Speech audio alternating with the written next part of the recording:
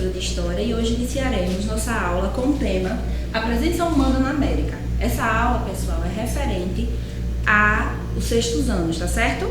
Vamos concluir hoje o assunto de pré-história, a chegada dos primeiros homens ao continente americano, tá? Vocês já estudaram com o professor Milton no vídeo anterior sobre as hipóteses da chegada desses primeiros homens, desses primeiros humanos para o continente americano. Agora, iremos descobrir de que forma foi descoberto essa presença. Em 1999, Walter Neves, que é um arqueólogo brasileiro, ele vai revelar o crânio de uma mulher que vivia há cerca de 11.500 anos antes de Cristo. Essa mulher é a que foi denominada como Luzia. No caso, o crânio dela foi encontrado por Walter, na verdade não foi encontrado por Walter Neves, ele foi encontrado por Annette em uma missão franco-brasileira, tá? Em 1970. Na verdade, ela faleceu sem ter revelado para o mundo essa descoberta. Walter Neves vai voltar com seus estudos e aí sim ele vai revelar, com a ajuda também da mídia, esse crânio. Esses cientistas ingleses, eles irão fazer a reconstituição da fisionomia de Luzia, que é o nome que foi dado a esse fóssil que são vestígios humanos deixados por esses primeiros habitantes que aqui viveram no continente americano, ok? Então, esse fóssil vai fazer a constituição, cientistas ingleses irão descobrir que as características dela são oriundas de migrações africanas e australianas, por conta de suas características dos olhos arredondados, dos lábios que são grosseiros e nariz. Vamos falar agora de Nied Guidon, essa arqueóloga brasileira que tem contribuído para os estudos arqueológicos e relacionado ao continente americano e principalmente o Brasil dentro da pré-história, tá? Então, foi encontrado no sítio arqueológico de Pedra Furada, em São Raimundo de Nonato, Nied Guidon e sua equipe encontraram vestígios da presença humana na América que teriam pelo menos 50 mil anos, tá? Só que esses vestígios encontrados, como por exemplo carvão e algumas raspas de pedra lascada, elas não foram aceitas por alguns cientistas. Esses disseram que esses restos eram fruto de fenômenos naturais e não de presença humana, tá? Como é alegado por Nied Guidon, arqueóloga brasileira. Então, o que foi que aconteceu? Nied, ela vai contribuir para a criação do Parque Nacional da Serra da Capivara, que é onde foram descobertos seus feitos, os seus vestígios, seus fósseis, ok? É responsável pela fundação do Museu do Americano. Essas localidades que eu estou falando estão todos localizados no estado do Piauí. Alguns cientistas não aceitaram as provas apresentadas por Nied Guidon, carvão e pedra lascada, porque, como eu já disse, vou repetir, eles alegavam que essas descobertas eram oriundas de fenômenos naturais e não da presença humana, tá? Aqui tem uma foto de Nied Guidon e aqui tem Eric Boeda. Por que, professora, você colocou a foto de Eric Boeda dentro desse contexto? Eric Boeda, ele é um francês, ele é um pesquisador e um cientista muito importante dentro da área científica, e ele vai voltar a fazer os estudos desses fósseis, desses vestígios encontrados por Nied Guidon, e ele vai confirmar a tese dela de que sim, eram presenças humanas, eram vestígios, e não como alguns cientistas alegavam que era questão de fenômeno da natureza, tá? Então, na verdade, a comunidade científica ainda está muito dividida em relação a esse contexto, se é ou não presença humana, certo até aí? Vamos lá, vamos dar continuidade. Aqui tem alguns habitantes da Terra Americanas. Eu coloquei aqui uma imagem do filme A Era do Gelo. Esse filme ele é composto por alguns animais que entraram em extinção, como por exemplo, a preguiça gigante, tigre-dente de sabre e o mastodonte. São animais que viveram aqui no nosso continente americano, no Brasil também, e que eles já estão extintos. Tá ok? Eu quero também deixar bem destacado nessa parte que a vegetação, a fauna, a flora era diferente, né, no Brasil era diferente do atual. Aqui os invernos eram mais rigorosos, a vegetação era mais rasteira, não tinham tantos arbustos, tudo bem? Caçadores e coletores. Então, nossos primeiros humanos que chegaram aqui no continente americano, eles eram caçadores-coletores. Então, vai datar na pré-história no período paleolítico. Não esqueça, paleolítico tem como característica eles serem nômades, eles não tinham localidade, eles não tinham morada fixa. E aqui nós temos os caçadores e coletores, que é uma das características do período paleolítico, certo? O povo da Lagoa Santa. Gente, o povo da Lagoa Santa, em 1970, foi encontrado a maior coleção de esqueletos disponíveis para o estudo dos primeiros habitantes da América, incluindo de Luzia. Quem estava fazendo esse estudo foi o cientista dinamarquês e arqueólogo dinamarquês Peter Lund. Ele é que vai fazer os estudos, os primeiros estudos, na região da Lagoa Santa, tá? Esse povo da Lagoa Santa, eles vão datar entre 8.000 e 4.000 anos antes de Cristo. A expectativa de vida desse pessoal da Lagoa Santa era pequena, ok? Eles viviam no máximo até 30 anos. Eles eram caçadores e coletores, eles viviam de coleta de frutos silvestres e da caça de animais de pequeno porte, certo? Eles enterravam seus mortos em pequenas covas e as cobriam de pedra para protegê-las dos animais. Então, eu estou aqui narrando para vocês os sítios arqueológicos com presenças humanas, principalmente aqui no nosso país, que é o Brasil, tá?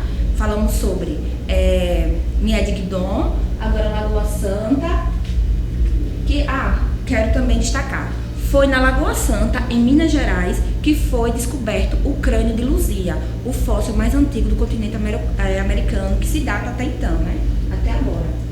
Aqui está o povo de Umbu.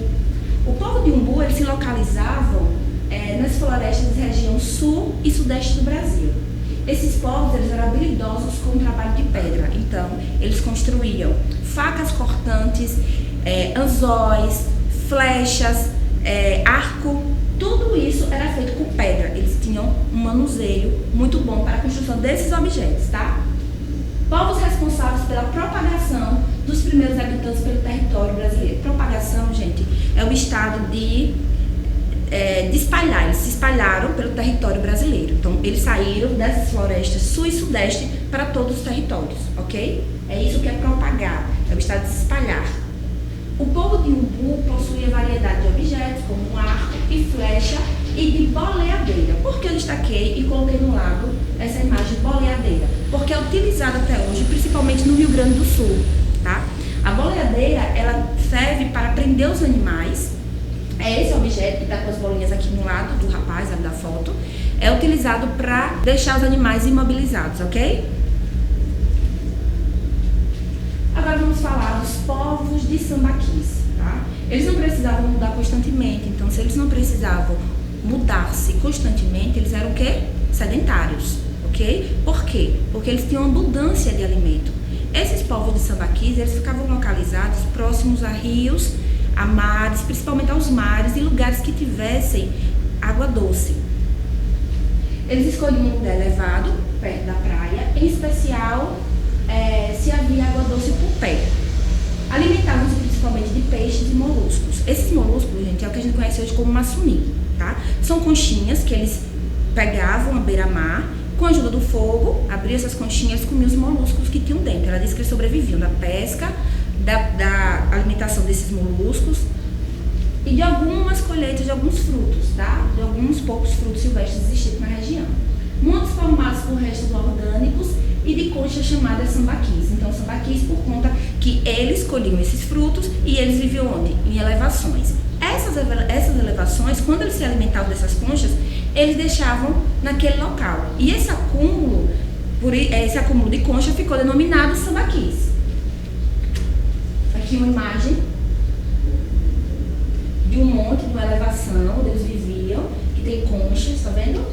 Dos homens primitivos, tá? Os sambaquis, eles vão desaparecer e foram vencidos pelos grupos tupi. Não esqueçam, os povos indígenas que conhecemos atualmente, eles são de origem asiática, tá? Não africana e australiana, eles são de origem asiática.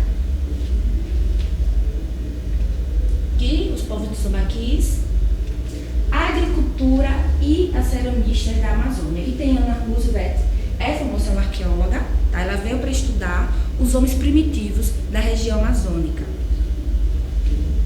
E através dos estudos dela, ela percebeu que a prática agrícola, que eles eram eles eram sedentários, e a prática agrícola principal desses povos era a mandioca, que é um alimento extremamente nutritivo, certo? E eles já tinham desenvolvido também a tapioca. cultura marajoara, que foi desenvolvida nessa região amazônica, ela foi desenvolvida na ilha de Marajó, na foz do rio Amazônia. Por meio da cerâmica, podemos conhecer o modo como esses povos decoravam suas moradias, armazenavam e transportavam alimentos, o que consideravam bonito ou feio. O que ele quer dizer aqui? Que a cerâmica é o único vestígio que temos na atualidade, até então, até agora, né, para descobrirmos, para sabermos como é que esses povos viviam, como esses povos da pré-história. Lembre-se que estamos estudando o período histórico da pré-história, tá? Então, esses povos, a gente só tem a cerâmica, que era a principal atividade que esses povos eles desenvolveram, para sabermos como eles viviam, como era a forma de vida, de organização social desse povo. Por isso que eu coloquei, conhecer o modo como esses povos decoravam suas moradias, armazenavam e transportavam alimentos, o que consideravam bonito ou feio, porque esses vasos também eles eram impermeáveis. Então percebam que eles eram uma sociedade complexa. Por que era uma sociedade complexa, professora? Porque naquele tempo, na pré-história, pareciam que eles já eram artesãos com uma perfeição de trabalho absurda, certo? Eles já tinham conhecimento da impermeabilidade, porque eles carregavam água com esses vasos. Então, se a gente parar para pensar e analisar que a gente está falando de um período pré-histórico, certo? Antes de Cristo, é de uma tecnologia extremamente avançada. As peças de cerâmicas marajoaras são bastante cobiçadas e estão hoje entre os objetos arqueológicos mais contrabandeados para fora do Brasil. Para você ver o nível de valorização que temos desses objetos que nos pertencem, tá? Tá aqui 2 exemplos da cerâmica de Santarém, que fica ao longo dos rios Tapajós e Cumburi, tá? Chama atenção pela representação original e realista de pessoas e animais. Percebem a perfeição, a arte e as cores relacionadas ao artesanato, gente. A obra de arte para esses povos conhecidos como pré-históricos, né? Eles não tinham nenhuma modernidade. E agora, para a gente fechar nossa aula, vamos falar um pouco sobre os povos primitivos sergipanos, né? Na nossa região também, no nosso estado de Sergipe, também foram encontrados diversos fósseis em algumas regiões pré-históricas. Os principais municípios onde foram encontrados materiais arqueológicos: Canidé, Cristinápolis, Pacatuba, Divina Pastora, Frei Paulo e Lagarto. Podemos identificar em Sergipe 3 culturas dentre as suas comunidades pré-históricas: a cultura de Canidé, tá? Ou Xingó, a tradição de Aratu e a tradição Tupi-Guarani. Vamos ver algumas características de como esses homens primitivos viviam aqui no nosso estado de Sergipe. Vamos falar um pouco de Sergipe sempre, né? Mas a gente às vezes deixa um pouco de lado. A cultura de Canidé ou Xingó. Os primeiros habitantes, grupos caçadores-coletores, chegaram na região por volta de 5.000 anos a.C. Os sítios arqueológicos encontraram-se localizados em áreas de Baixo São Francisco, em Quênios, no município de Nova Canidé. Sítios São José e Justino são os principais sítios arqueológicos que foram encontrados esses vestígios. Vestígios são que, gente? Fósseis, restos de material orgânico que representa o homem ou a natureza, ou pode ser uma flecha, pode ser algum resto de vestígio de presença humana, de vivência humana naquele local.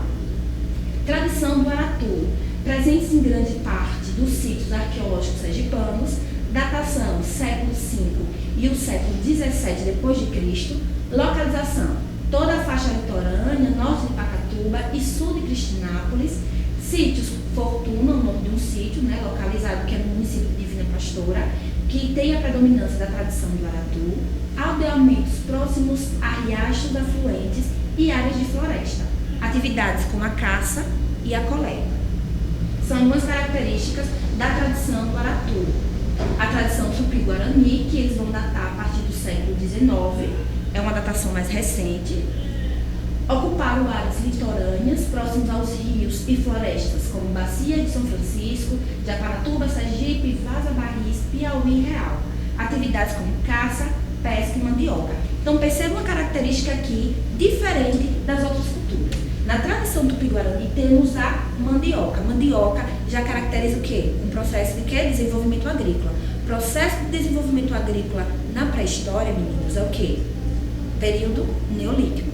Já os outros, você percebe só a caça e a coleta. Então, se eles viviam, a atividade praticada deles era uma caça e a coleta, muito provável que esses homens, esses primeiros habitantes aqui do estado de Sergipe eram o quê? Do período paleolítico, ok? Obrigada. Vamos ficar agora com nossa atividade, tá? Com a nossa prática, a nossa atividade do livro mesmo de vocês, didático, as páginas 79, 80, 81, 82 e 83. E aí eu aguardo vocês nos plantões. Um beijo, espero que tenham gostado.